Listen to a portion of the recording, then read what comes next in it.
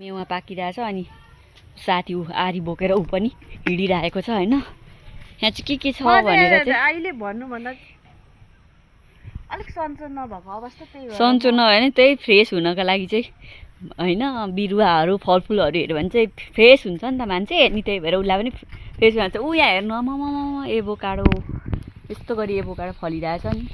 अहिले नै यत्रो छ, ठुलो हुँदा कत्रो होला भन्ने लाग्छ हैन।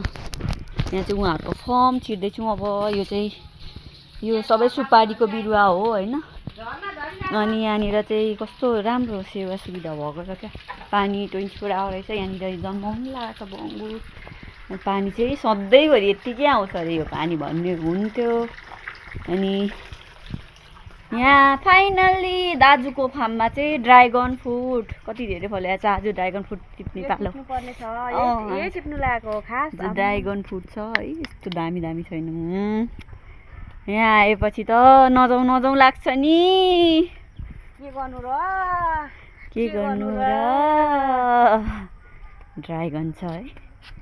ड्राइगन फ्रुट आयो। यो त चप्पलमा त घोज्ने कुरा रहेछ है। ओ ड्राइगन फ्रुट त्यता त गएको छुइनँ म।